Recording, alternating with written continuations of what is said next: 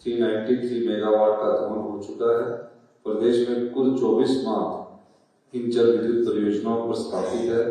अधिकतर बांध central public sector undertaking द्वारा बनाए गए हैं, जिनमें बीबीएमबी के माध्यम से बना भाखड़ा, पौंग बांध और एनटीपीसी के माध्यम से गोल्ड डैम बना है।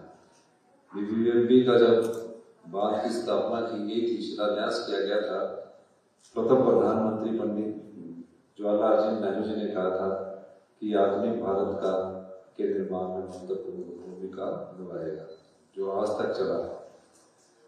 अक्टूबर 1963 में भाखड़ा बांध बनने के बाद हिमाचल प्रदेश के बांधों के निर्माण में तेजी आई और इन्हें बनाने के लिए तकनीकी जानकारी भी बढ़ी। हिमाचल प्रदेश जैसे छोटे से राज्य ने राष्ट्र हित में बहुत बड़ा योगदान देकर भाखड़ा बांध का निर्माण करवाया, लेकिन हमारा एक शहर पूरी तरह जलमग्न हो गया।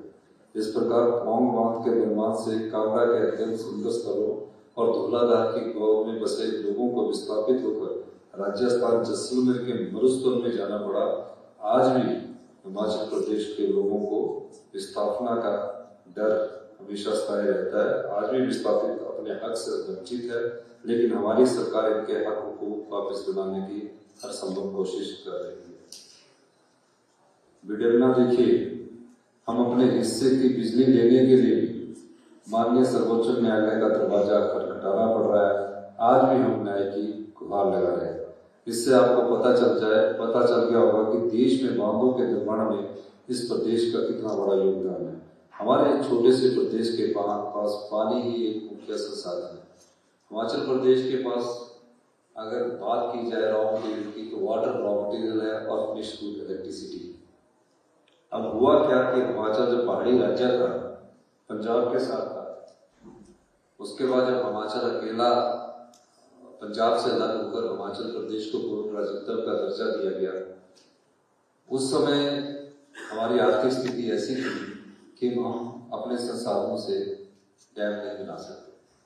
एनटीपीसी, एनएचपीसी, एसजेवीएन और सभी कंपनियों ने यहाँ उस समय हमारे साथ समझौता किया और हमने रॉ मटेरियल के रूप में 12% फ्री रॉयल्टी की बात की और उन्हें परपेचुइटी पर लाइफ लॉन्ग प्रोजेक्ट थे। आज इस पानी की संपदा से मैं कहना नहीं चाहता था, एसजेवीएन जो है वो 67,000 करोड़ की कंपनी होगी और हिमाचल प्रदेश का जो बजट है वो सिर्फ 58,000 करोड़ है।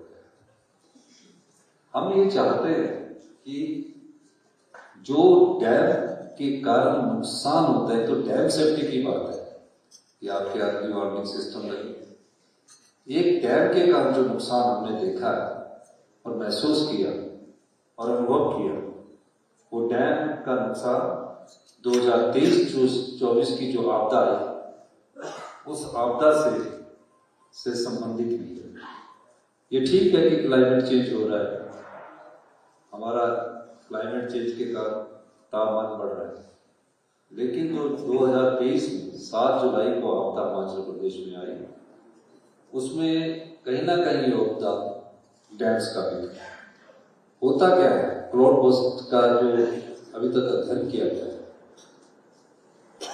गर्मी में जून और जुलाई में इवेपोरेशन होती है डैम से, गर्म हवाएं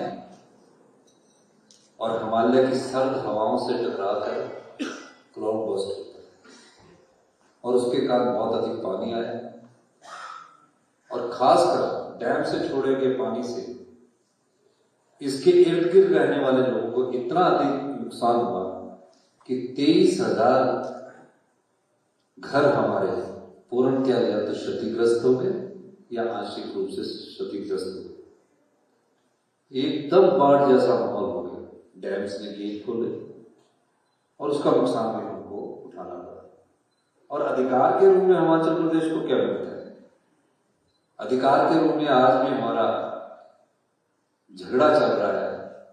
आप लीजिए, अब 12 साल में अपना प्रोजेक्ट फ्री कर देते हो, 12 करोड़ रुपया या 14 करोड़ रुपया पर मेगावाट आपके खर्चा आता है, हमें सिर्फ 12% फ्री पावर मिलती है, जो कि चाहे एनटीपीसी है, चाहे एनएचपीसी है, जो एसजेवीएन है ये 12% भी उनको अपनी जेब से नहीं देना पड़ता, ये भी पास थ्रू होता है, और पास थ्रू होने के बाद वो कंज्यूमर से लेते हैं। हम कहते हैं कि हमारी संपदा पानी है, और पानी जो हमारी संपदा है, इसके अलावा हमारे पास हिमाचल प्रदेश में कुछ नहीं है। 5 नदियां बहती है, छोटे मोटे हमारे खड्डे बहती है। इस संपदा का जो दोहन कर रहा है, जब और प्रदेशों में जो मिनरल्स हैं उन पर टैक्स लगाने का अधिकार है, हम अपने इस पानी की संपदा पर एक पैसा भी लगाएं तो हाई कोर्ट में हमारा हर केस स्टे हो जाता है। अब रॉ मटेरियल के रूप में पानी यूटिलाइज होता है, फिनिश गुड के रूप में बिजली बनती है। बिजली का रेट तो कभी बढ़ेगा ही नहीं, क्योंकि रॉ मटेरियल तो आपका पानी है। अगर आप थर्मल का प्रोजेक्ट लगाते हो, थर्मल के प्रोजेक्ट में आपको ट्रांसपोर्टेशन पड़ेगा, उसकी एक्सप्रेशन पड़ेगी, लेकिन हमें यहाँ अधिकार नहीं मिलता। ये डैम सेफ्टी से रिलेटेड बैठक है, लेकिन मैं एक अपने अधिकार की बात इसलिए भी करना चाहता हूँ। हमने सफर किया है 45 डिग्री में टेम्परेचर में, जो भाखड़ा पौंग डैम बना, उनको अभी तक जैसलमेर में जगह तक नहीं मिली। बिलासपुर का भाखड़ा बांध बना, और वो आज तक हम विस्थापन का आज तक 10 टिकट में, उसमें भी हमें अधिकार नहीं मिला। 7.19% का लड़ाई लड़ने के बाद अधिकार मिला, और आज हम उस अधिकार की लड़ाई लड़ना चाहते हैं। 1240 साल पहले प्रोजेक्ट बन चुका है, 40 साल बाद स्टेट को आना चाहिए, वो भी नहीं हमको मिलता। उसमें हमारा फ्री रॉयल्टी इंक्रीज होनी चाहिए, वो भी नहीं मिलता। इसीलिए स्टेट मिनरल के अधिकारी यहाँ बैठे होंगे।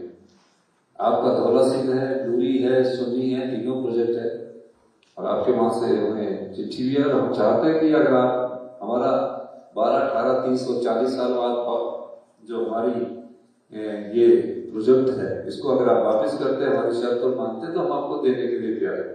लेकिन अगर आप हमारी शर्त नहीं मानते हैं, तो हम 12, 18, 30, चाहे धौला सिंह है, चाहे डूरी है, चाहे सुन्नी है, हम उसमें टेक ओवर करने में कोई हिचकिचाहट नहीं रखेंगे। आपकी चिट्ठी भी आ गई, उसका रिप्लाई भी देना चाहते हैं। तो हिमाचल की छोटी सी जनसंख्या, चाहे वो वीर भूमि में हो, सबसे ज्यादा शौर्य चक्र प्राप्त करने वाले हमारे नौजवान हैं, हमारे लोग हैं। देश को ऊर्जा में, हाइड्रो में, रिन्यूएबल एनर्जी में सबसे ज्यादा बिजली देने वाले हम लोग हैं, पर हमें कुछ नहीं मिलता। डैम के कारण, जो वेपोरेशन के कारण क्लाउड बस्ट होता है, उसका नुकसान झेलने वाले हिमाचल प्रदेश के लोग हैं, कुछ नहीं मिलता। इसलिए उस समय की परिस्थितियां अलग थी, आज की परिस्थितियां अलग है। इसलिए थोड़ा सा हमको, क्योंकि आप सब लोग हैं, हमारे जो अधिकार है उनमें भी हमारे साथ खड़े हैं, क्योंकि क्लाइमेट, हम हर दिन क्लाउड बस्ट की घटनाएं तब से बढ़ी है जब से डैम आए, ये सच्चाई है। पिछले बार भी हमारी रामपुर में इतनी क्लाउड बस्ट हुई, 20-25 परिवार बह के चले, और मेन कारण वेपोरेशन से ही है। डैम सेफ्टी के मामले में भी ये कहना चाहता हूँ कि हमारा, जैसे डी.के. शर्मा जी ने कहा है कि हम उसमें आपको पूरा सहयोग देंगे, क्योंकि नुकसान हमें होना है।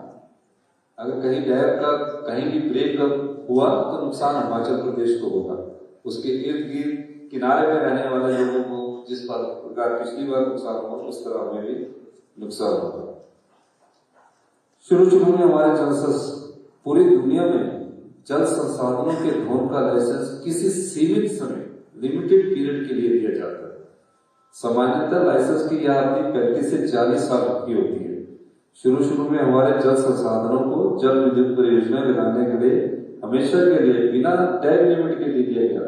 बहुत सारी ऐसी परियोजनाएं हैं जिसमें कोई समय सीमा तय नहीं की गई है, और जिसमें समय सीमा तय नहीं की गई है उसमें हम लीगल ओपिनियन भी ले रहे हैं, और हम इसमें आगे बढ़ेंगे। अगर सहमति से समझौता होता है तो कोर्ट के कानूनी पहलुओं की जानकारी प्राप्त करने के बाद कोर्ट में जाएगी। शुरू हमारी सरकार प्रदेश के हितों की रक्षा के लिए हर कदम उठाएगी। ताकि हमारी आने वाली पीढ़ियों को इस विषय पर हमारी तरह संघर्ष न करना पड़े। प्रदेश के हितों को सुनिश्चित करने के लिए हम हर संभव प्रयास कर रहे हैं। अगर जरूरत पड़ेगी तो ऐसी सभी परियोजना जहाँ हमारे हितों का ध्यान नहीं रखा गया है, हमारी सरकार उनका निर्माण स्वयं करेगी।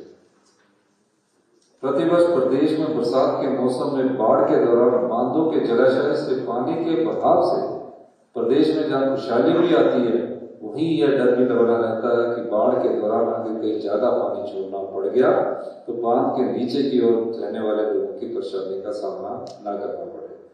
इस समस्या से निपटने के लिए हम बांधों की सुरक्षा पर विशेष रूप से ध्यान देने की आवश्यकता है। हम भविष्य की प्राकृतिक आपदाओं के लिए पहले से सचेत और पूर्ण रूप से तैयार है, क्योंकि हम वर्ष 2023-24 में भी हिमाचल की सबसे बड़ी प्राकृतिक आपदा का दर्द झेल चुके हैं।